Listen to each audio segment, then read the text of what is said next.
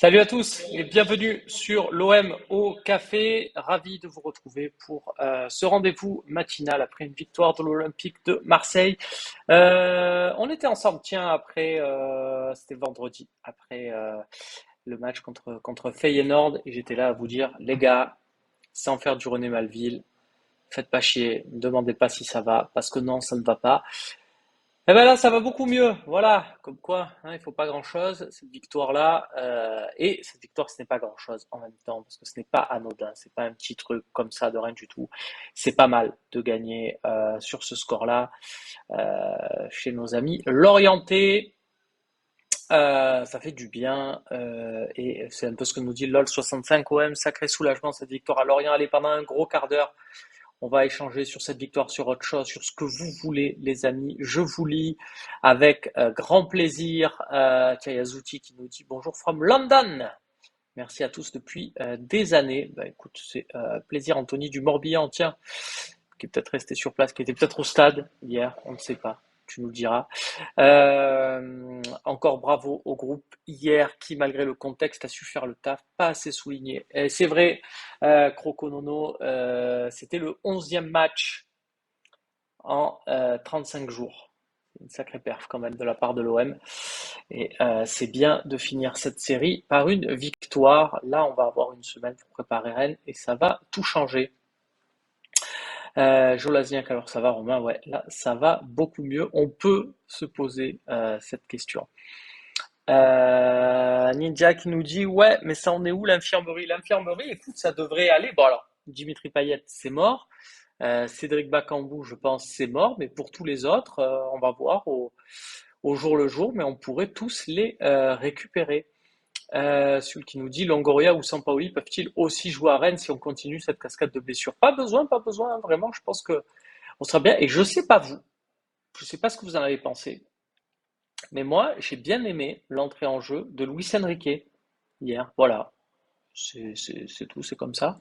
J'ai trouvé que c'était sympa, donc je me dis on va peut-être pouvoir aussi compter sur lui, peut-être sur une autre entrée en jeu. Voilà, ça peut être sympa. Tokyo Verna qui nous dit coucou Romain, est-ce que tu vois Rennes, j'imagine, faire une Rennes cette année, c'est-à-dire s'écrouler sur les 3 derniers matchs? Je sais pas, mais en tout cas, ils vont avoir la pression, hein, parce qu'effectivement, ils ont 3 matchs encore à jouer. Ils ont ce match contre Nantes qui sera à Nantes mercredi, donc ouais, à voir, à voir, à voir ce que ça peut nous amener cette situation-là. Des nouvelles des blessés, ça me stresse surtout sur Cherson. Écoute, pas encore, on va voir, mais effectivement, on va voir ce que ça donne. En tout cas, OM de ouf qui nous dit 7 points et c'est bon, bah, j'ai presque envie de te dire peut-être 4 points et c'est bon. C'est ça surtout, puisqu'on l'a gagné, donc ce match à Lorient. C'est ça qui est bon. C'est ouf les revirements de situation émotionnelle que l'on vit cette année. J'ai l'impression que l'on perd tout à chaque défaite et que l'on va tout gagner à chaque fois que l'on a une victoire. C'est le propre des fins de saison, Pelchius, d'autant plus quand tu joues deux compétitions. Donc c'est pas propre à l'OM. Peut-être qu'en France c'est propre à l'OM parce qu'il n'y a pas beaucoup de clubs à part l'OM qui sont capables de jouer ces choses-là. Mais regarde Manchester City, le ciel est tombé sur leur tête en perdant au Real Madrid en milieu de semaine et en se faisant sortir de la Ligue des Champions. Et là, ils gagnent 5-0 en championnat et ils ont quasiment, ils roulent vers le titre. Donc c'est un peu pareil, tu vois. Mais c'est bon, c'est valable pour des équipes qui jouent, voilà, Coupe d'Europe et qui surtout jouent leur saison jusque-là. Savourons aussi notre bonheur parce que je vous rappelle que nous, notre saison, par exemple, elle s'est arrêtée ouais, bien avant pour dans d'autres saisons où on avait rien ou plus rien à jouer. Enfin voilà, cette Coupe d'Europe on est allé accrocher avec cette 5e place l'an dernier, par exemple. Bonjour Monsieur Canuti, tu as l'air frais ce matin. Ben, écoute, merci, merci. Ben, c'est parce que j'ai fait aussi la matinale de BFM, hein. Vous pouvez la retrouver sur BFM Marseille, partenaire du Phocéen, avec bien sûr aussi l'émission Virage Marseille que vous pourrez retrouver ce soir à 19h après le talk show. Si on finit quatrième, c'est bien. Non, c'est absolument pas bien, Eric. Si on finit quatrième, ça sera une saison ratée. J'ai pas peur de le dire. Ça va faire du bien aux joueurs, mais aussi à vous, aux Phocéens. Effectivement, Yaya, ça fait beaucoup de bien. Ça fait beaucoup, beaucoup de bien cette victoire. Salut Romain, tu peux rappeler les règles en cas d'égalité en Ligue 1, goal average général et ensuite s'il y a égalité aussi. Si tu veux, donc d'abord oui, effectivement, goal average particulier. D'abord c'est meilleure attaque, ensuite c'est goal average particulier et ensuite c'est le classement du fair play. Mais pour l'instant ça ne nous concerne pas. Faut pas faire cette erreur de se dire on a le même goal average que Monaco, donc on a égalité avec Monaco. Non, parce que si Monaco revient à ta hauteur en termes de points, ça voudra dire qu'ils ont pris une victoire là où toi tu as eu une défaite, donc fatalement les deux goal average vont bouger et Monaco sera forcément devant toi dans ce cas de figure. Donc attention, attention à ça. Tu mets Paul Lopez en défense centrale. Bah oui, tiens, ça on peut le faire. Oui, bonne rentrée de Luis Enrique, il a osé. Ah, voilà, on n'est pas seul. Il en est où De La Fuente? De La Fuente, saison terminée par contre. Il s'est fait opérer. Hier, c'était Lorient, ils sont éclatés. Du calme, Rennes, ce sera autre chose. C'est vrai, Cofinho, mais ce qui est bien dans cette histoire, c'est que tu gagnes contre Lorient, Cofinho, ou que tu gagnes contre Rennes, ça fait 3 points, tout pareil. Donc c'est pour ça que ça fait du bien, parce que là, ça te met dans une position, justement, c'est le meilleur moyen de préparer cette rencontre à Rennes. Romain Alvaro, il a un certificat médical. Laissons-le où il est. Je pense que c'est pas une bonne idée que de le rappeler pour ce match-là, si c'est ton idée. Pas facile à Nantes pour Rennes. Effectivement, ça sera pas facile. Et j'espère vraiment. Bon, le scénario idéal étant bien sûr que Nantes accroche Rennes. Mais au-delà de ça, ça serait vraiment top, mais vraiment top, qu'on puisse avoir, comment dire, une équipe de Rennes qui se fatigue un peu contre Nantes. Hein, ça serait un juste retour des choses. Nous, on a fait quand même 11 matchs en 35 jours. Voilà, juste ça à dire. Y a-t-il une toute petite chance de voir Camara prolonger Toussi? Eh bien, écoute, oui, une toute petite. Voilà, elle est toute petite, mais elle existe. Mais elle est toute petite. Mais elle existe. Mais elle est toute petite, hein. Mais elle existe. Mais elle est toute petite. Mais elle existe. Elle a le mérite d'exister. Même si elle est très, très, très, très, très petite. Mais elle existe. Ouais, c'est toujours ça qui est bien. Olympique Bouteille nous dit Romain, question à propos de ce qu'a dit Riolo hier sur le fait que tout le monde veuille qu'on perde. Tu en penses quoi? J'en pense, alors c'est intéressant, mais j'en pense que, en fait, Daniel est aussi l'incarnation, je le salue, mais c'est l'incarnation au final de ce qu'il critique. Parce que Daniel Riolo est quelqu'un qui a pris le parti de Sampaoli dès son arrivée en France. Du coup, il reste sur cette ligne-là et de voir sous le prisme de Sampaoli, de la même manière quelque part que des gens qui sont anti-Sampaoli, quand Sampaoli gagne 3-0 à l'extérieur, minimise cette victoire-là et dit bon ça va, on va pas en faire des caisses, c'est bon, voilà, c'était Lorient en face, ils étaient nuls. C'est exactement la même chose et dans un sens comme dans l'autre. Il n'y a pas un Daniel Riolo qui dit euh, voilà, là d'accord à Sampaoli, par contre pas d'accord pour telle chose. Voilà, quelque part aussi c'est ce truc-là. Maintenant, effectivement, on peut se réjouir de cette chose-là. Et c'est vrai que quand tu vois le titre, par exemple, de l'équipe, voilà, sur cette victoire, on insiste peut-être plus sur les blessures que sur le fait que l'OM gagne 3-0. Bon, on peut se dire que c'est une vision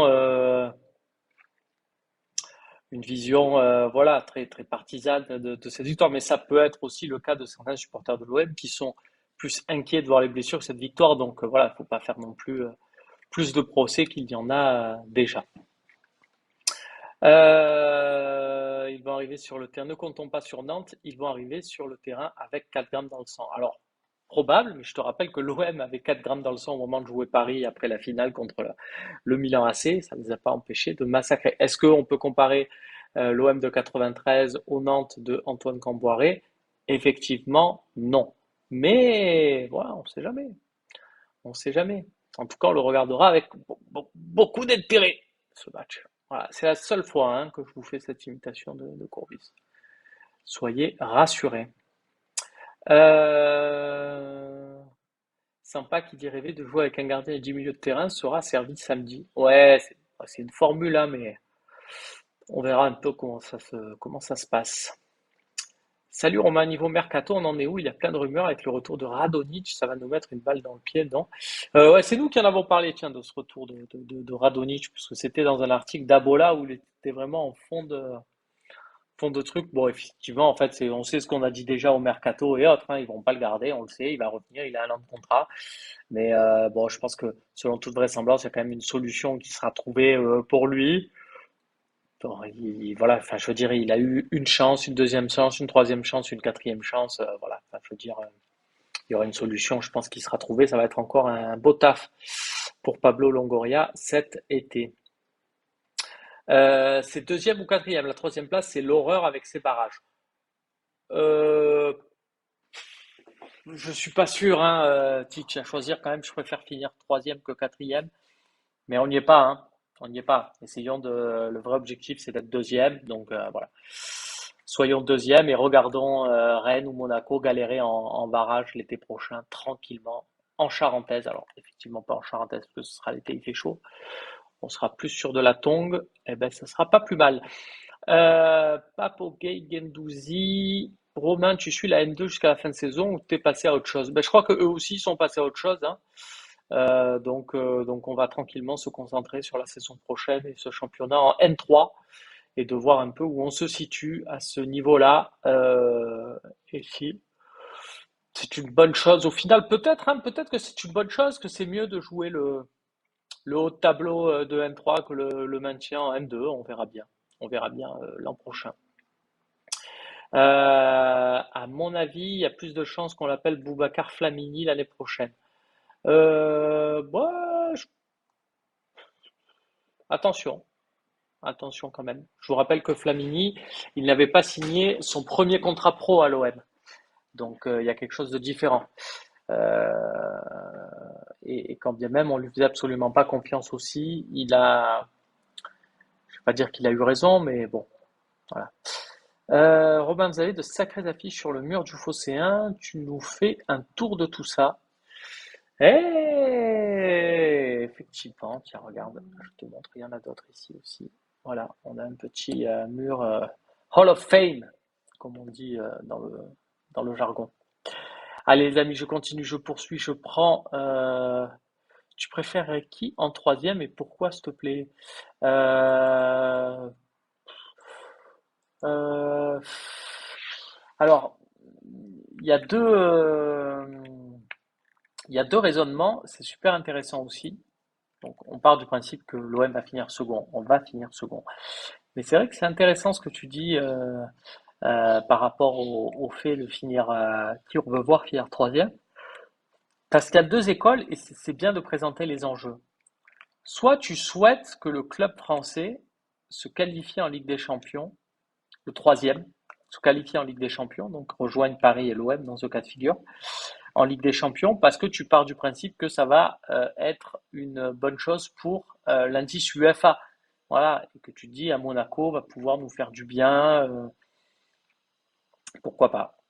Mais tu peux aussi te dire que si le troisième club français ne se qualifie pas en Ligue des Champions, ça laisse donc juste Paris et Marseille en Ligue des Champions. Donc ça te laisse plus de recettes publicitaires de la Ligue des Champions parce que quand l'OM jouera le mardi, ce sera le seul club français parce que Paris jouera le mercredi et ainsi de suite et vice-versa.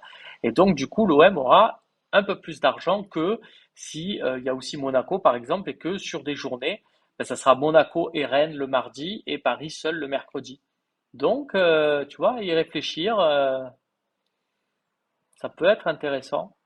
Ça peut être très intéressant de, euh, de finir seul deuxième et de voir le troisième tomber, club français. Écoute, moi je suis d'avis de te dire, les deux cas, il y a du positif à tirer, donc voyons ce qui se passe et on verra le verre à moitié plein. J'ai toujours pensé que la Conference League allait nous plomber, fatigue, blessure, ça fait beaucoup. C'est vrai, ça pour le coup. Mais est-ce que ça valait le coup de le vivre ou pas? Bon, là maintenant qu'on a perdu contre Feyenoord, on se dit ouais, c'est vrai que ça valait pas le coup de le vivre. Mais si jamais, il faut se dire ça aussi. Si tu perds en barrage, t'es reversé ou pas en Europa League? Oui, merci BMDC 38 de ta question, ça permet de le préciser effectivement, puisque je rappelle, si tu joues les barrages de Ligue des Champions mais que tu perds, tu es reversé en Europa League directement dans la phase de poule. Donc voilà, c'est aussi bonus, c'est pour ça qu'il faut se dire que quelque part c'est quand même mieux de finir troisième que quatrième. Tu tentes ta chance, si tu l'as pas, tu es au même niveau que le quatrième. Je pense pareil que les transferts trop compliqués d'être troisième, on verra. Est-ce que notre jeu n'est pas plus fluide dans le secteur offensif sans Payet? C'est pas la première fois que j'ai l'impression, peut-être qu'il est trop libre sur le terrain et que ça gêne les autres. À voir, hein. Je crois que c'est que la troisième ou quoi, quatrième fois que tu gagnes sans Payet. Pas non plus si évident que ça. Oui, puisque tu gagnes à Bâle, je crois, sans Payet, tu gagnes à Monaco et tu gagnes à Brest. Voilà. Trois victoires sans Dimitri Payet, trois victoires à l'extérieur, trois victoires jusque là où il y avait eu un Minarit. Et là, tu as gagné sans Payet et sans Harit aussi. Doit-on prolonger Steve et rebattre les cartes au poste de gardien? Alors, Luchitino, rebattre les cartes de gardien, si tu veux, il n'y a pas de souci. Mais prolonger Steve, il est déjà en contrat jusqu'en 2024. Il lui reste 2 ans de contrat. Ça va. Voilà. Hein, on est dans les temps. Je veux dire, financièrement, on ne marche pas sur l'eau. Pour là, aller prolonger un gardien qui a encore 2 ans de contrat, bon, on peut se permettre de faire autre chose. Big Julien qui nous dit pour le centre de formation, il y a des pistes. Écoute, pour le centre de formation, ce que je peux te dire, c'est que l'OM se positionne sur de très très bons jeunes. Euh, Quand tu vas voir les tournois, tout ça, l'OM est vraiment positionné sur les meilleurs jeunes. Alors, ça ne veut pas dire qu'ils vont tous signer, ça ne veut pas dire que dans 2 3 ans, on aura une jeune génération de cracks à l'OM. Il y a des étapes à franchir, faut pas s'enflammer. Ça ne veut pas dire non plus qu'on est racheté. Il y en a qui qui se servent de ça pour se dire ça veut dire que l'OM est racheté. Non, du coup. Hein. Mais voilà, ça veut dire, vous voyez, ce matin, je suis arrivé au travail 5 minutes en avance. Est-ce que ça veut dire que le phocéen va être racheté? Peut-être pas. Voilà, on ne peut pas avoir des signes tout le temps de partout. Mais ça veut peut-être dire que voilà, le projet David Friot et Pablo Longoria va porter ses fruits dans les jours à venir. Je pense d'ailleurs que, alors là, c'est qu'un sentiment personnel, hein, j'ai pas d'infos là-dedans, c'est en discutant avec des gens sur ces dossiers-là. Euh, je pense que Pablo Longoria et David Friot vont nommer des personnes à la formation, pas des noms super connus, pas des gens voilà, dont on a entendu parler peut-être avant, mais qui sont vraiment dans la droite ligne de ce qu'ils veulent eux, et pour qu'il n'y ait pas justement de friture sur cette ligne. Donc, à voir. Alors, à Manchester City, c'est fait, au moins il n'ira pas au QSG. C'est vrai ça? Erling Haaland à Manchester City, alors c'est une belle histoire. Oui, c'est la presse anglaise qui annonce ça, mais ça serait une belle histoire parce que je rappelle, pour ceux qui ne le savent pas, que le père d'Erling Haaland a joué à Manchester City. Donc c'est pas mal de le voir dans cette équipe. Comment tu expliques que l'OM n'arrive plus depuis longtemps à enchaîner 2 bonnes saisons? Très très bonne question, Rémi. Eh ben écoute, je vais te répondre. J'ai une théorie là-dessus. C'est que c'est aussi un peu de notre faute à nous, les supporters, parce que quand il y a une bonne saison, derrière on se met le feu. Derrière, on est là, doigt de pied on passe l'été les doigts de pied en éventail au lieu de bosser sur l'avenir du club. Et donc derrière, forcément, ça se casse un peu la gueule. Donc c'est aussi pour cette raison qu'on n'a pas droit au bonheur et qu'il nous faudrait peut-être un peu plus d'exigence dans notre manière de fonctionner. Bonjour du Luxembourg, ça fait plaisir. Je regarde un peu, hein, on va finir.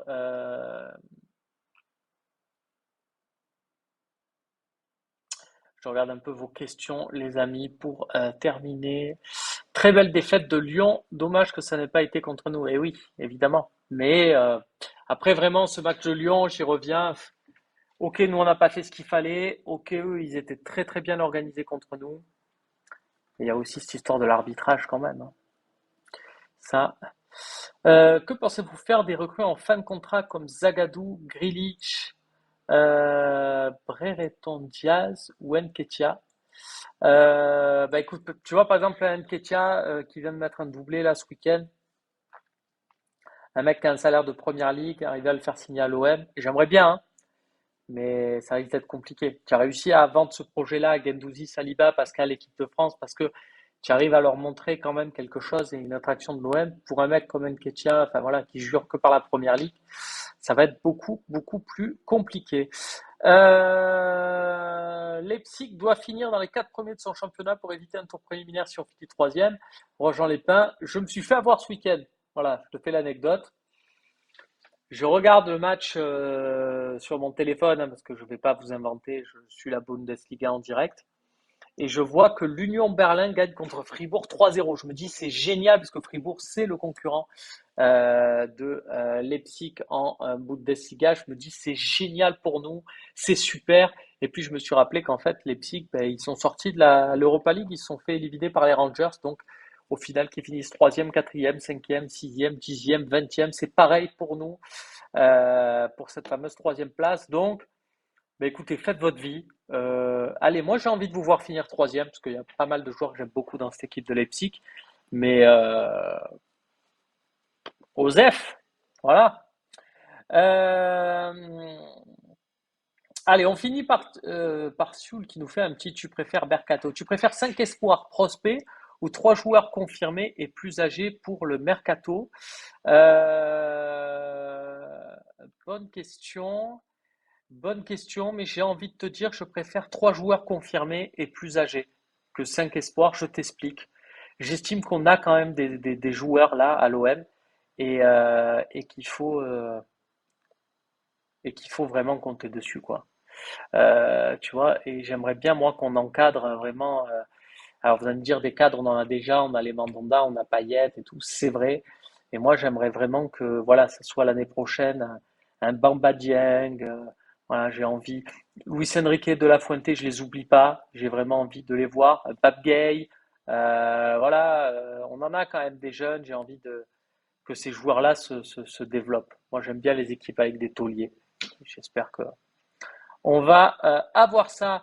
Merci beaucoup les amis donc de nous avoir suivis sur cet OM au café. Je vous donne les rendez-vous du jour. Vous avez à 18h le talk show du Phocéen. Il y aura notamment tiens, Bastien Cordoleani, il y aura du Maxence Volp, il y aura du Constant Vicherec qui seront avec nous. Je serai également sur le plateau avec vous.